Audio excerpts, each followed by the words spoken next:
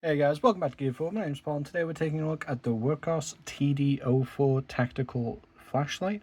So first, a quick disclaimer: this was sent over for review by Wurkkos. However, they did not provide any monetary compensation, and they have no input into the final product of this review, nor did they have any early access to the review either. That said, I did receive it for free, so there is a little bit of a disconnect between my personal opinions and obviously paying for the light myself, but I'll try and keep that in mind. And with that, let's go ahead and jump into a size comparison. So up top we're going to have a 91mm Swiss Army knife, and down below a 58mm classic. And then on to some flashlight comparisons that I think are particularly salient. This is the Olight Warrior 3S, another 21700 tail switch tactical light, and this is the Nikkor MH12, I think. Yeah, the MH12. And they're all pretty much similar length, as you might expect. And finally, let's go into some battery comparisons. So AA on top, AAA on the bottom. And I know you all watch this because you love the girth comparisons. So here is AA, AAA girth.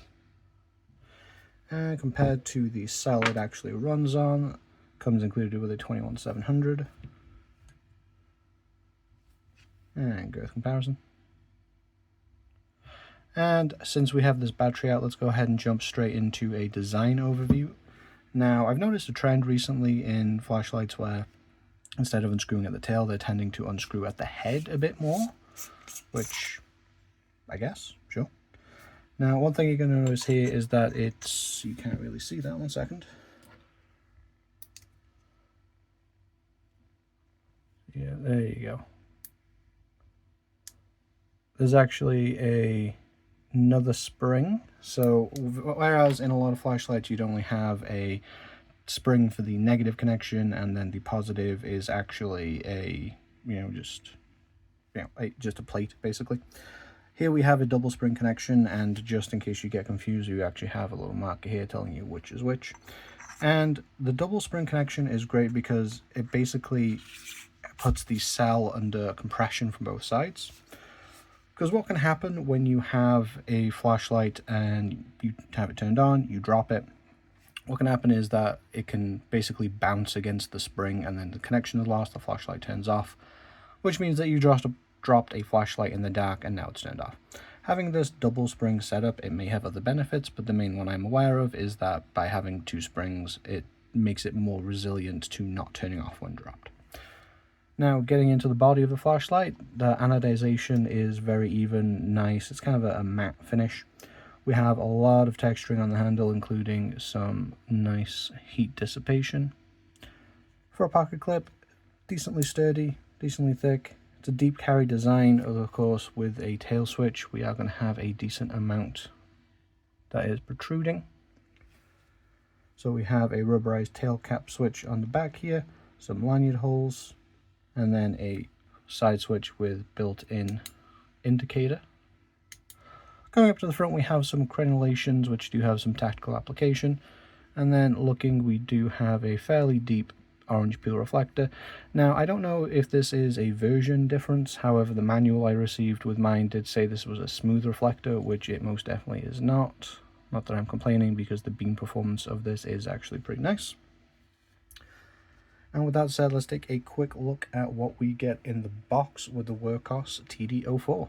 So a nice simple package. You're going to get a surprisingly long and premium feeling USB-C to USB-A cable, a lanyard with a couple of spare O-rings included in the same baggie. Again, those are just going to attach onto the back here. And then you have the user manual, which, speaking of the user manual, let's get into the runtimes and brightnesses for the TD04. So go ahead and pause if you prefer to read this on your own, however I will go through now. So this offers, I think, 1, 2, 3, 4, 5, 6 brightness levels in total. So we have moonlight for 1 lumen, eco mode for 20, low for 150, medium at 400 lumens, and high for 1200 and a turbo of 3000. The 1 lumen mode is going to run for 2160 hours, which is absolutely insane. Eco for 120 at 20 lumens, 150 lumens is 18, 400 lumens at 7 hours, which is a very respectable runtime for medium. 1200 lumens for that high at 5 hours, and 4.3 hours at that 3000 lumen turbo. We do not have any step down information included here. And then this is also going to just let us know it's 1.5 meter drop resistance, IP68, both of which, you know, not the most durable thing in existence, but it should easily stand up to most applications. With that, let's get into the UI. So this is a dual switch design. However, this is a manual, not an electronic switch, meaning that to turn the light on, you are always going to have to depress the rear tail switch, and then this button is entirely to just switch through different modes. So this has mode memory. So just turning it on, you're going to get pressed through and it'll step through the different brightnesses. So this, so this one is eco mode, and then we go low, medium, high, double click to get into turbo, strobe warning, triple click to get into strobe, press once to come out of it. Now to actually get into that 1 lumen mode, you're actually going to, whilst the flashlight is turned off, press and hold that side switch and then turn it on, and that's going to take you into the moonlight mode, which, even though it's really dim, obviously 1 lumen, the deep reflector does a decent job of throwing it out, so it's still actually useful. And then once you're in that low mode, you can go to eco low. You can just step through as normal. Now this does actually offer 2 different UI modes. That's the standard mode, which they refer to as stepped mode. However, there is also a more tactical version. And just whilst we're on step mode, you can also double tap the tail switch to, there you go, get into turbo as well. You saw a little bit of a misfire there. We'll come to why that misfire happened shortly. But basically, you have tactical mode, which are obviously more oriented towards tactical versions, and we'll go through how to switch to that now and what that entails. So to switch between the 2 modes, you're first going to have the flashlight on, and you're going to hold this side button for 3 seconds. And you saw that big shift, that it is signifying basically that you've switched modes. Now in the manual, it says that it should actually flash on eco mode to indicate that change. As you can see, there's no flashing there, but when it's in turbo mode, basically it restricts the number of modes to 2, so you have just medium and turbo. So medium, turbo, so it's much more straightforward, because in the tactical application you're less likely to need those lower brightnesses, which is better for, you know, up close work or whatnot. If you need it in a tactical situation, you're most likely going to need to access something quickly, and you're most likely going to need that big burst to either light up a large area very quickly or potentially disorientate someone if there is that kind of thing. Now let's go ahead and jump into the pros and cons of the Wurkkos TD04. However, first I do have a little bit of a disclaimer, and it's something that I've come to realize whilst reviewing this flashlight and another one. And that is, I have criticisms of this UI. However, I cannot fairly complain about Wurkkos in this way, because I think it's just a category of EDC light that is just not aimed at me, and that's entirely fine. Not every product needs to be for you. So this is what I mean. So this is the Sofern SP31 V3, and where did you go? Here is the Nightcore MH12. These are just lights that I have. I picked up this one myself back in 2016, I want to say. I've had this guy for a long time. It's been my desk light, love it. However, all of these are mechanical tail switches with side switch changing, and that does not jive with me. This has not been an EDC for me simply because of that fact. Having to, you know, change your grip realistically to change through different things. Let's take this out of that. And back down to normal mode. So having to change your grip realistically, you can, you know, still hit it with like a pinky or something, but that's not realistically the best, and just having the option to turn on with a side switch would be nice. Now this is of course how Olight does it with their tail switches. However, they have electronic tail switches, so that position doesn't matter. There's no, you know, when this is off on the tail switch, there is a mechanical disconnect, so you physically cannot do that. You need an electronic switch to achieve what the Olight UI does. And with an electronic switch, there's always going to be some degree of parasitic drain, and I'm sure other downsides. However, whilst I prefer this approach to the UI, I have to acknowledge that there are so many examples that there is clearly a market of people that like this kind of thing, and that it's its own type of UI rather than something that is simply just not optimal, in my opinion, from a single manufacturer's point of view. So just letting you know ahead of time, the UI is 100% a con for me, but it might be something that you actually like. So let's jump on into the pros.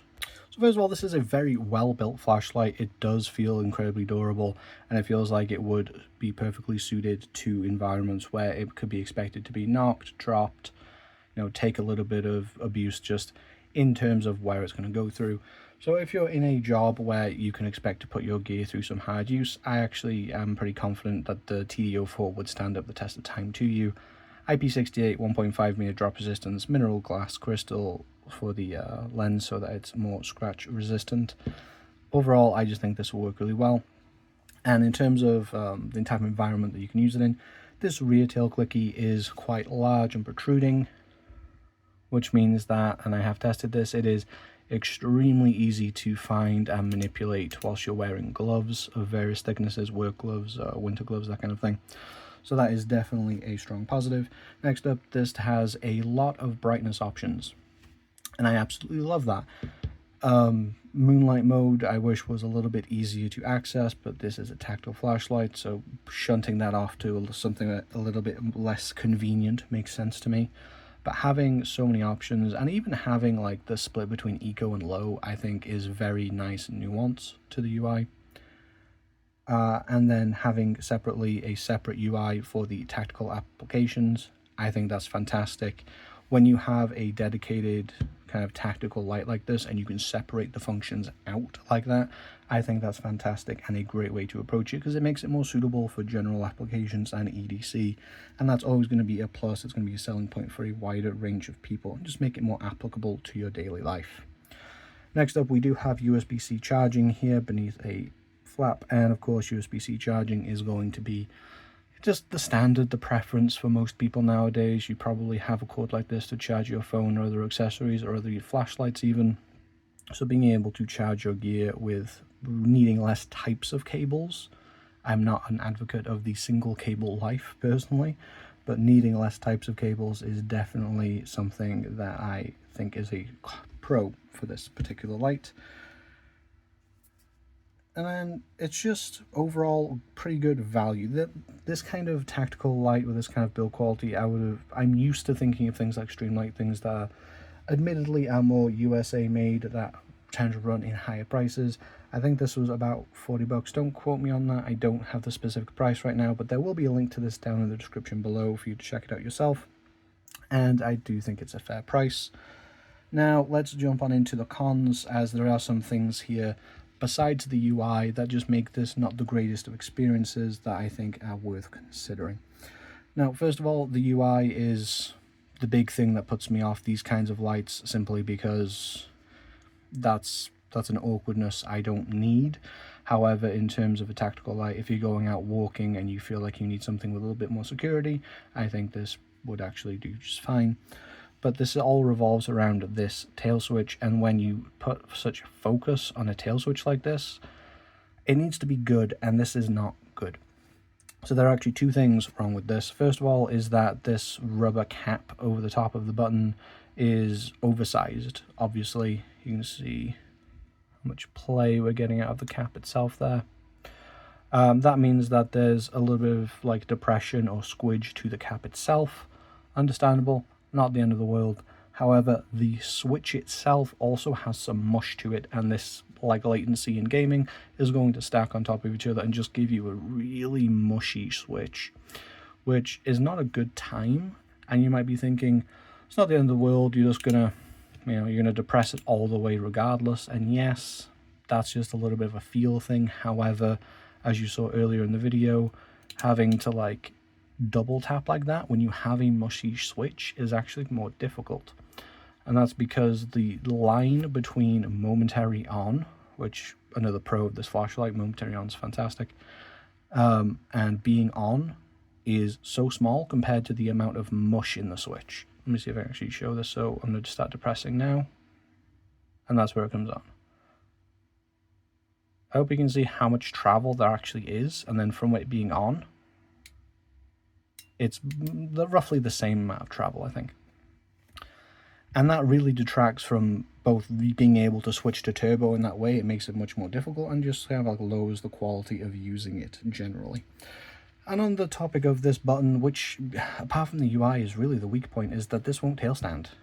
Like, that button protrudes out fully, and this is again a tactical light. Tail standing is more of a general EDC application. However, I do like to see it, and it does have these wings for protecting the button and adding the lanyard. And generally speaking, if I saw these, I would expect a light to tail stand.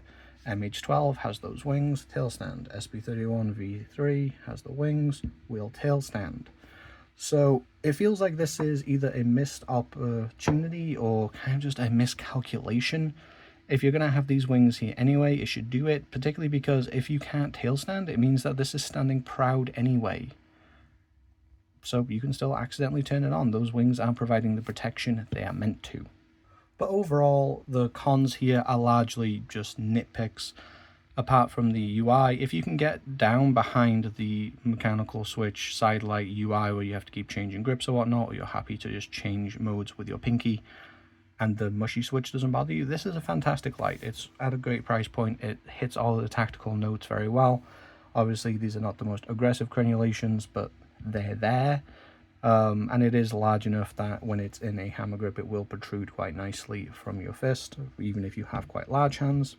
I think if you're looking for a tactical light and you are okay with this genre of light, as I'm now going to call it, as there are many other examples, then I think the TD04 will work great for you.